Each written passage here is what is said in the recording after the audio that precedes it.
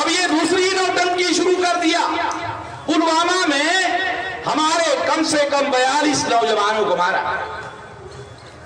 और वो नौजवान कह रहे थे कि हमें एयर लिफ्टिंग करवाया जाए, एरोप्लेन से यहां से वहां भेज दिया जाए, मगर उनकी बात को नहीं माना। कुछ लाख रुपए की बात थी, नहीं माना सरकार ने। क्यों नहीं माना? क्योंकि सरकार के पास 8 दिन पहले खबर थी कि इन लोगों को मारा जाने वाला, पहले से जानकारी थी। भारत सरकार के पास आईबी का रिपोर्ट था और सरकार को मालूम था इन लोगों को मारा जाने वाला है। तो सरकार ने सोचा, cabinet committee on security meeting हुई, उनको मालूम हो गया कि ऐसा होने वाला है। सरकार ने होने दिया, इसलिए होने दिया अगर ये मर जाते हैं तो हम लोगों को पाकिस्तान पाकिस्तान पाकिस्तान मुर्दाबाद पाकिस्तान मुर्दाबाद पाकिस्तान मुर्दाबाद कहने का मौका मिलेगा। और क्योंकि हमारे पास नरेंद्र मोदी के पास लोगों के सवालों के कोई जवाब है नहीं, तो सारा मामला पाकिस्तान की तरफ लेके जाया जाए। ये सारा षड्यंत्र इन लोगों ने किया। ये षड्यंत्र समझने की जरूरत है। उसमें मरने वाले शेड्यूल कास्ट के लोग हैं, शेड्यूल ट्राइब के लोग हैं, बैकवर्ड क्लासेस के लोग हैं, समझ लो। एक राजभर भी है हमारे लोग। इसलिए साथियों, ये लोगों ने हमारे लोगों को मारा। पाकिस्तान तो दूसरा देश है, दूसरे देश से हमारे देश में आरडीएक्स का मटेरियल कैसे आया, गाड़ी कैसे आई, रोकने का काम क्यों नहीं किया? पुलिस तुम्हारे पास, मिलिट्री तुम्हारे पास, सिक्योरिटी तुम्हारे पास, सीआईडी तुम्हारे पास, सीबीआई तुम्हारे पास, आईबी तुम्हारे पास, क्यों नहीं रोका? तुमको 8 दिन पहले मालूम, क्यों नहीं रोका? इसका मतलब है पाकिस्तान ने 42 लोगों को नहीं मारा, तुम नहीं मारा। तुम पाकिस्तान का नाम ले रहे हो।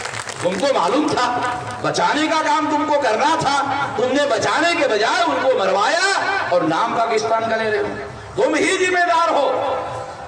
इसलिए साथियों, ये षड्यंत्र जो ईवीएम मशीन के साथ हो रहा है, और वो मामला हमने 26 तारीख को जेल भरों में उठाया हुआ है और 5 मार्च को भारत बंद का भी मामला उठाया हुआ है। इसको डाइवर्ट करने के लिए और ईवीएम मशीन का जो षड्यंत्र भारत पर थोपा गया है, उसके डाइवर्शन करने के लिए, दिशा बदलने के लिए सारा षड्यंत्र हो रहा है। इसे समझने की साथियों जरूरत है। मैं आखिरी बात, जो राजभर राजा महिपाल, राजभर लक्ष्मेश्वर जो किला है, वो भूमाफियाओं के कब्जे में है। ये भूमाफियाओं के कब्जे से अगर इस किले को निकालना है तो कैसे निकालेंगे? 2 रास्ते। एक, राज हमारा होना चाहिए, दूसरा संगठन शक्ति हमारी होनी चाहिए।